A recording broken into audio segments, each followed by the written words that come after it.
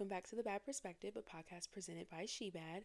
I'm founder and host Keylani, and this is episode 5. Okay, you guys, it's been a few weeks since we caught up, and honestly, not much is going on in my world.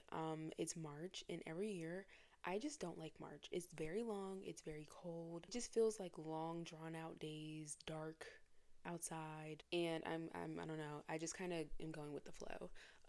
So not much of an update on where I am. I'm honestly ready for the spring. I'm a spring baby, so I want to see the flowers bloom. I'm down for the April showers. Like, I'm just over this in between period. But let's get into the blog interlude, or whatever you want to call it. Sometimes life's best moments are just that, moments. The rough morning, that good workout, the crying laughter with friends, and even the boy you want to forget about. People, emotions, and experiences come and go. The good and the bad never last forever. Live the beautiful moments to the fullest and take the bad with a grain of salt. And when it gets hard to ignore a season of hardship, think of it as its own little interlude. It's impactful and has purpose, but isn't the full story of your life. It's simply a moment along the way that too shall pass. Big inspiration with this blog was not only the interlude part, but just the relationship that you have to music. And from title to content, I really wanted to keep that in mind. So not only is it titled interlude, obviously, but then also making sure that when I'm talking through the content of the blog, that it's still very interpretive and intentional, but also something that is temporary and it'll be over soon. Like it won't be there forever, and it also is not the full story. It's just something along the way.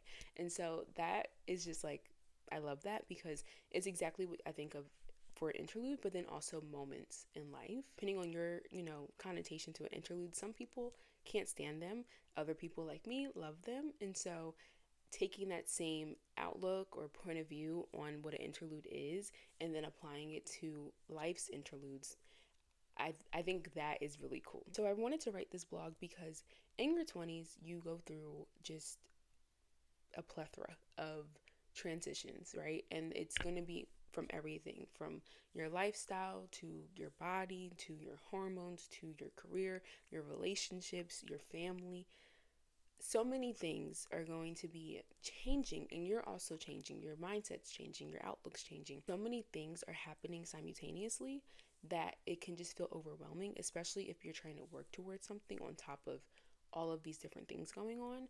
And for me, I found myself taking things on so seriously. I'm a very serious person, so that's probably why. But I feel like when you're someone like me who you take moments and you are very present, but then you also are someone who thinks about the future and you're trying to make sure that this current moment doesn't mess up the future and that the future can still look how you've envisioned it. All of the moments happening right now that are not in your plan, they can just get in your way. I think for me, something that was really important in navigating these uncertain times was to understand that everything has its moment in time, everything has its season. And once you understand things have a season, you won't fight against everything. You won't be so bothered by things not going your way or going a different route or maybe a missed opportunity or anything like that. Like when you recognize everything works out how it's supposed to, let me just get through this time. I think that is when I kind of found peace, if you will, with things that were out of my control that maybe I wasn't the biggest fan of, or things that were out of my control and it left me uncertain. I love to reflect on my life. I love to look at the different things that I've gone through, good or bad, and the different relationships that I've kept, the experiences that I've had, seasons that I've lived. And this could be as old as a month ago. I like to look back on my life. And I think it helps me because when I find myself in situations that are very reminiscent of something, I can pull on how did you react in the past and did that help you or hurt you? How did you handle these things when you went through them before? Like nothing in life is really ever new. It's just in a different shape.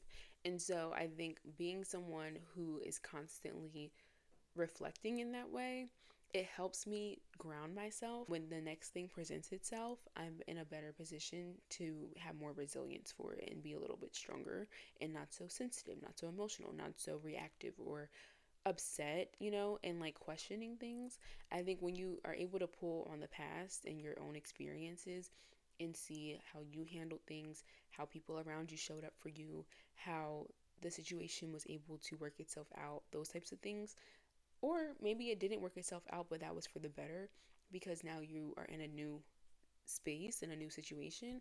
I think that those are the moments where I'm really grateful. Being reflective in that way has been really helpful because, again, life goes on whether you like it or not. And I've learned that I want to like life regardless of what I'm going through, good, bad, ugly. I want to wake up each day happy, grateful, and just blessed, like just in gratitude because it could be worse. It don't matter what you're going through, it could always be worse. And I think that when you're in your 20s and you're navigating so much and you don't know what's coming next and you don't know where it's going, but you're super ambitious and you have all these goals and you don't want anything to get in the way, it can feel like my life is over. This is ruining everything. And it's like, it's really not. Like, you got to calm down. But in the moment, it feels detrimental because you've worked so hard or you've put in so much time. And now this thing that you wanted so badly is not there. Maybe something that you were once interested in, you no longer are. So now you're kind of just in this uncertain period. You don't really know what you want. You don't know what you are working toward or what your goals are anymore, and you're kind of having to start over. Whatever your situation is, I think being in your 20s presents a lot of opportunities for growth, but it's something that you have to get through. And I don't think a lot of people have that in them, which is why we see people who kind of end up stuck or stagnant in life, whether that be their positioning in life, whether that be career, whether it be emotional, mental stagnation. You've not matured, you've not grown, you've not evolved. And then you have people who went through the fire and you see them go through the fire each time it presents itself. Another thing that's really important when trying to get through these interludes of life is understanding the feeling that you have versus the facts of the situation. I think when you mix the two together, that's when you get yourself in a really bad place because whether it was a good situation or a bad situation, you are skewing what actually happened. I think a lot of times we allow our emotions to take over, and your emotions feel so much more intense and passionate and life or death than the reality of the situation, which is probably not that serious or not that great or not that bad. I think sometimes we have a skew on things based on our outlook, which is realistic. But I think sometimes in moments where maybe things aren't going the way you want, you can kind of make it, oh, my life is over. This is ruining my life. And it's like, it's not ruining your life. You're fine. You're going to be fine. You just feel really bad. You feel intensely about this, but you're going to be fine. You're going to be okay. I think for me, being able to separate those two things has allowed for me to understand this is an experience that I'm having. This is a moment in time. This is an emotion that I'm having. And I'm going to let myself have that emotion. I'm going to let myself feel how I feel. But all of this will be over because it's just a moment. It's not my entire life.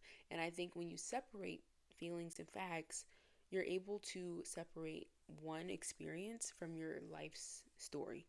You're able to separate one season from your life's trajectory. Like you're able to really kind of take a step back and see things holistically instead of being so deep in that moment that you can't see anything outside of that. I feel like regardless of how you interpret the blog, these interludes, seasons in life, what have you, you are the one that's in control of your reaction, of your lifestyle, of your happiness.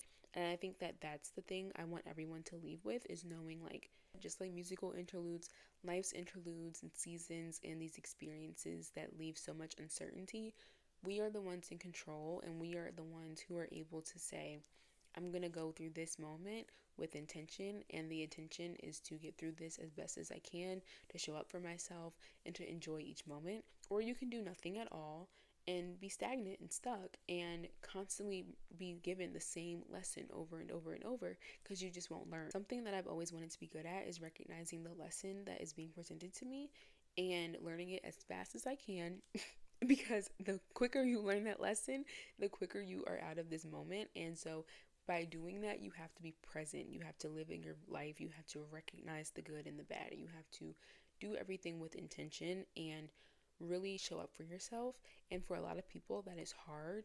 And that is why I think being able to romanticize things, being able to kind of put a name to it, give it a season, give it a title, say, look, I'm in my XYZ era. Like, really embrace it and own that part of life. The beauty of life is you can't go backwards. So you have to live each day in the present and then go forward. That's what I'll leave you guys with on this episode. I thank you so much for watching.